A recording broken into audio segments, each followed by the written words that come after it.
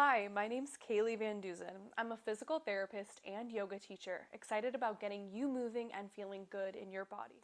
One thing I hear the most is that people don't want to go to yoga because they're A, not flexible enough, and B, don't really know what's going to happen. They're a little bit apprehensive. So number one, not being flexible enough, push that fear to the side. We'll get ya moving and feeling good and exploring the limits of your flexibility. Number two, feeling like, okay, I don't know what's about to happen. Valid point. So these videos are designed to help you feel a little bit more comfortable. We'll start with very simple poses and eventually we'll blend them together so you can feel confident in your first in-person class. Okay, you're already here in your first pose. This is easy pose. Easy for some, but not for all. So know that you can modify all of these poses and always take a break if you need it. For easy pose, our feet are crisscrossed and we can put our blocks underneath our knees if we have tight hips. So those of us who spend a while in this pose, maybe listening to the teacher or meditating or breathing, we sometimes like to put a blanket underneath our tush. Elevating the hips can make the back feel a little bit better. More elevation could be used, you could use a bolster or a block. So one pose down, let's keep going. The next pose is staff pose. So this pose, feet are together and elongated out in front of you. You might feel a little bit uncomfortable, so something like a bend of the knees might feel a little bit better for you. Opportunity here to use the blanket underneath the knees. I'll keep my knees bent and show you two different variations. Some teachers will cue a rounding of the spine, reaching towards the toes. We're getting a nice flexion of the spine and I'm feeling a stretch of the spinal muscles. I might look at my knees or towards my belly button, depending on the level of flexion that is desired. The second opportunity here is for a flat back forward fold. In this one, we're thinking about drawing the thighs towards the belly and the belly towards the thighs. We're also thinking about the length of the spine.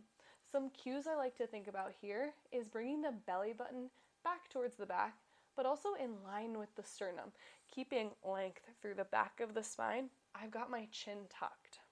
Here, I'm gonna hinge forward, and maybe I'll reach out towards my feet, towards the ground, or put some blocks that will let me pull my belly a little bit closer to my thighs.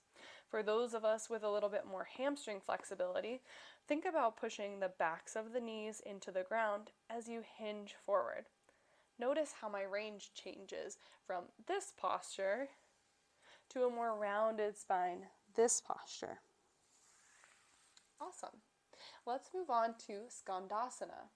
Skandasana, we're going to have one leg bent and one leg straight.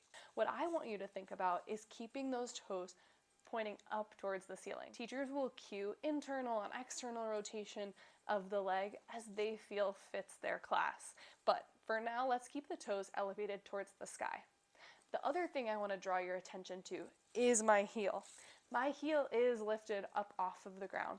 This is because of mobility in my hip, knee, and ankle, and trunk that might limit me from being able to comfortably bring my heel to the ground without, I don't know if you can tell, really flexing my spine. So for this position, maybe I'll keep my heel lifted. But if your teacher's encouraging you not to do that, the other thing you can do is lift the hips. I'm gonna put my foot flat on the ground with a little external rotation, lifting the long leg toes up towards the sky. I might decide to put my elbow on my thigh, give myself some support as my hips fall towards the ground. If I'm testing my balance or really working on my strength, maybe I'll release my arms. This posture is great for exploring the flexibility of the hip and the strength of the thigh. Let's walk over to the other side. You may notice in a lot of poses that from side to side you have a different experience. I've got more mobility in this ankle, which allows me to drop the ankle down all the way to the ground. So we can either be here or propped up again in this position, and maybe we explore different hand positions. Hands at the chest, hands opening up towards the sky, and different twists. Awesome. Our next pose we'll work on is downward facing dog. So in order to do a great downward facing dog, there's a couple of things you want to remember. First, it's okay to bend the knees. Second, it's okay to keep the heels lifted. And third, let's stay out of the shoulders. If our arms are really extended, we're hanging out in the anterior or the front capsule of the shoulder. What's happening is that instead of using our strong shoulder muscles, we're really relying a lot on the ligaments. So this will make sense once we get a little bit upside down. To set up for downward facing dog, we'll enter this quadruped position. Hands are flat on the ground, shoulders are over the wrists. Go ahead and tuck your toes and then lift your hips up towards the sky. See what it feels like. What I want you to notice is that my chest is not coming super close to my thighs.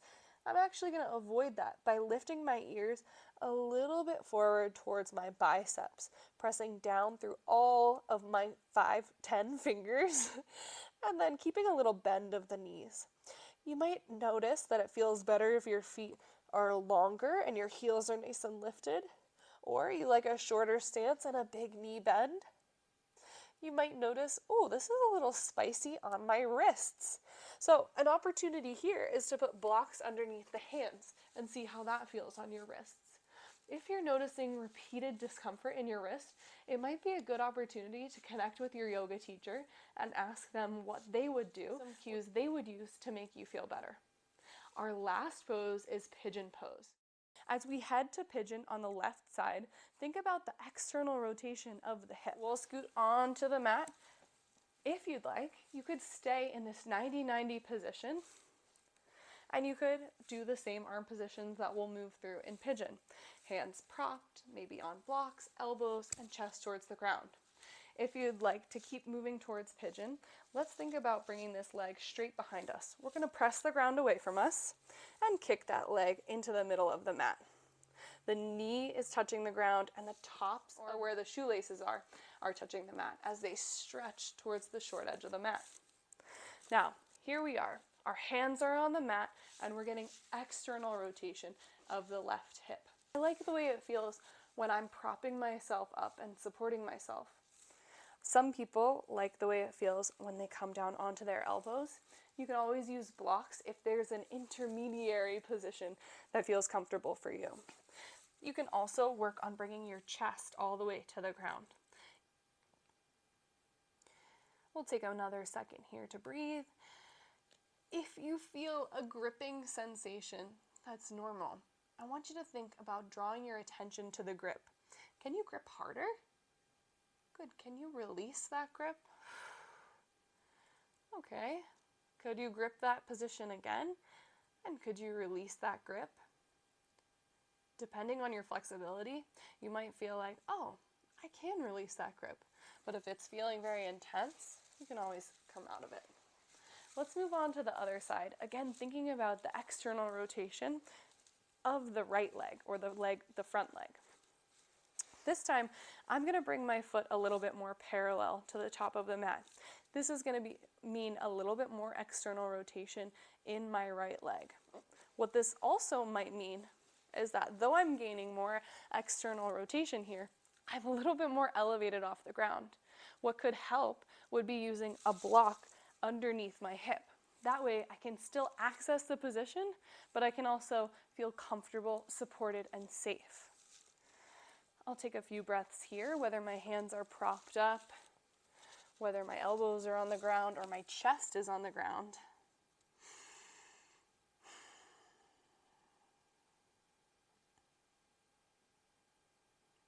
Think of that grip and maybe the release, the grip and the release.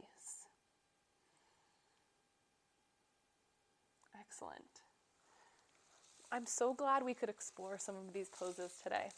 We went over easy pose, staff pose, Skandasana, downward facing dog, and pigeon. My goal is for us to learn some of these positions and postures so that we can accumulate enough knowledge to feel confident in our first in-person yoga class. Let me know how I can support you along the way on this beginner yoga student's journey. Take care, and I'll see you next time.